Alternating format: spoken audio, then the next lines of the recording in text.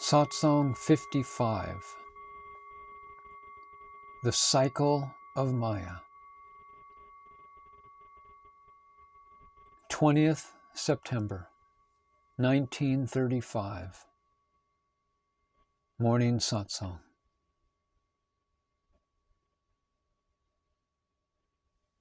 The sun is stationary, but people say emphatically that it is moving.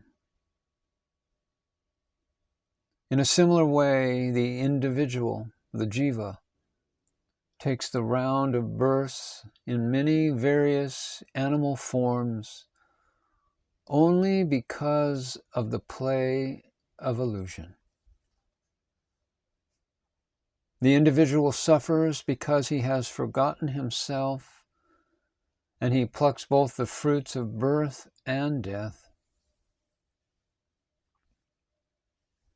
The self, who is free and complete, has become enslaved because of ego identification with the body. Over time, one has taken the poison of bondage by thinking that there is happiness in objects. A chemical poison kills only in one lifetime, but the poison of the sense objects multiplies and proves to be a killer for many lifetimes. And sorrow overlaps sorrow.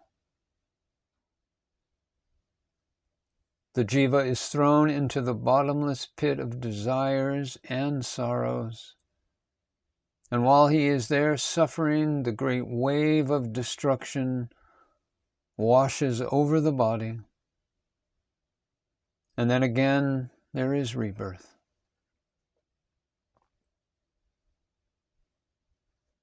There are two paths in human life. One is the path of liberation. The second is the path of rebirth. It is rare that one comes upon the path of liberation, of mukti. Without true devotion to God, even one with knowledge does not become free.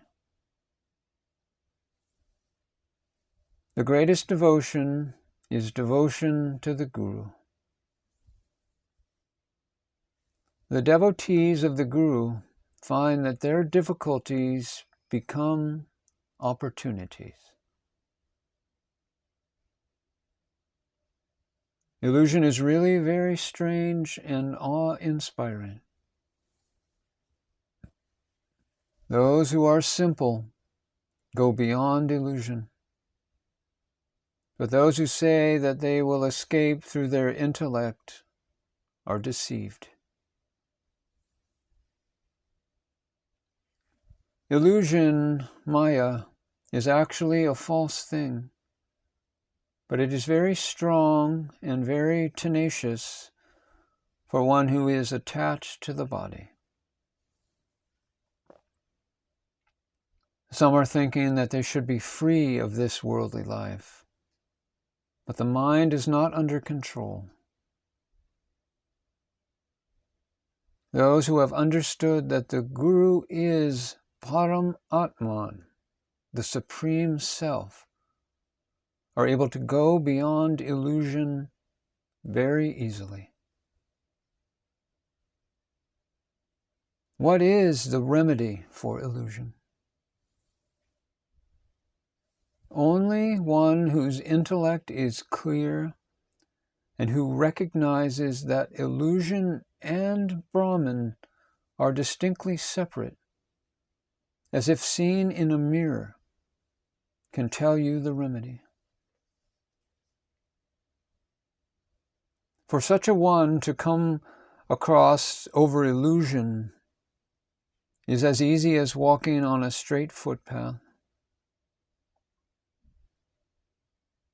In order to conquer illusion, Maya, the attraction towards sense objects must be totally gone.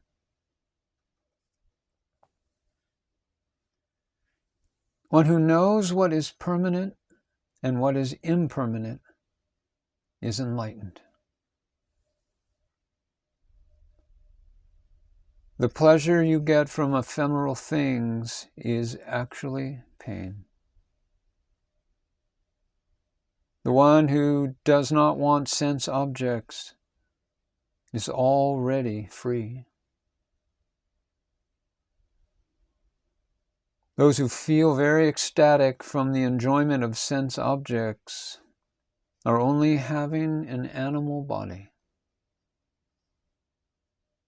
They earn and pile up money until death, only to leave everything for their wife and children at the end.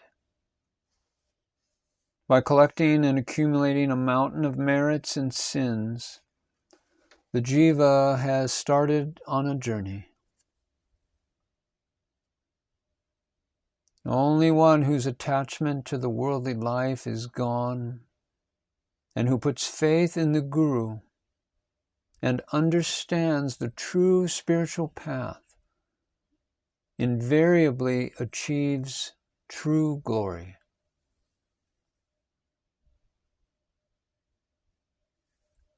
The Guru who dispels the ego in his disciples and gives the knowledge about desirelessness is the real Sadguru.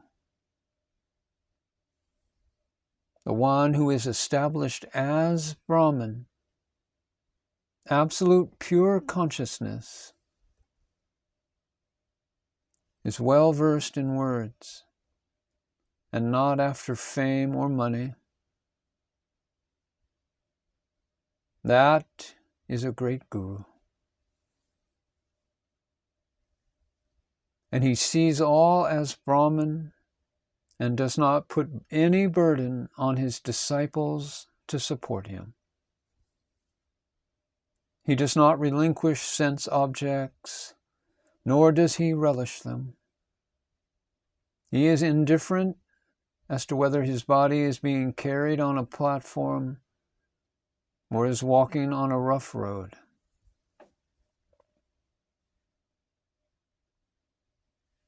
The clever pundits do not understand this sign of a great Guru. The knowledgeable scholars are proud of being philosophers and belonging to the great tradition of intellectual knowledge.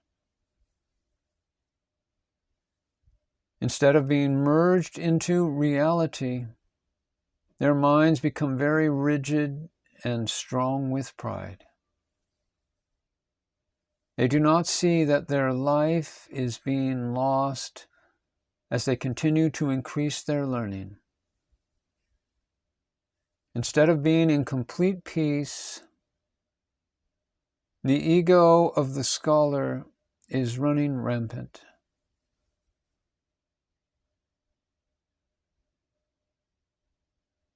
Peace is the sign of the Sadguru.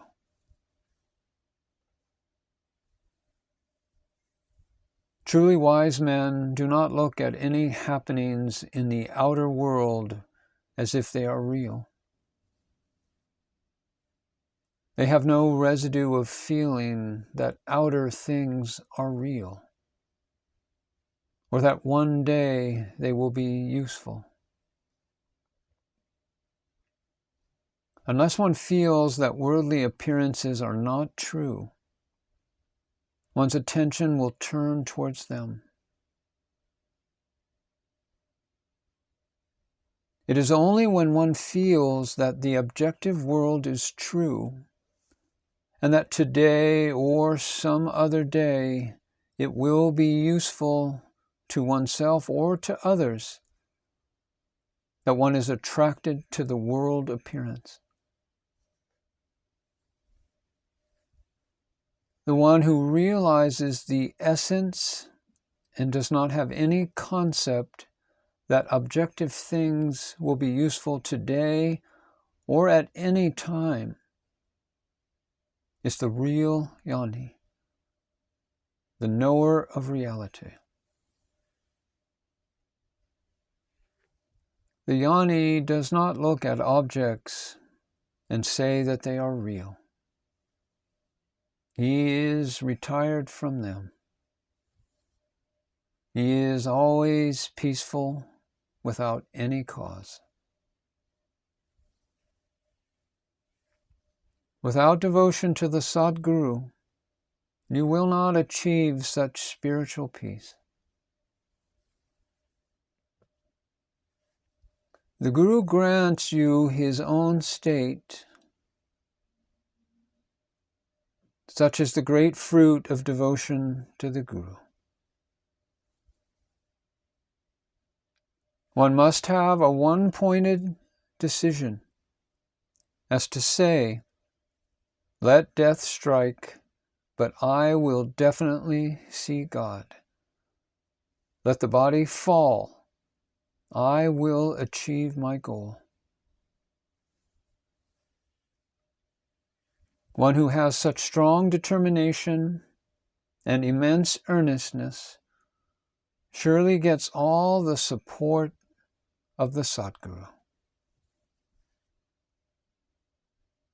Such beings become liberated without delay.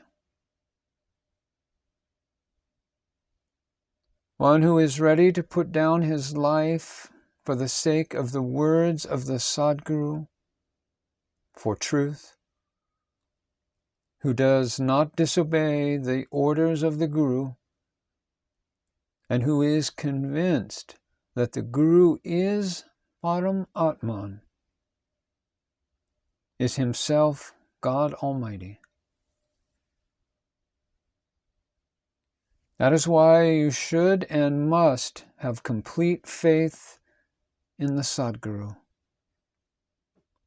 For truly, he is God.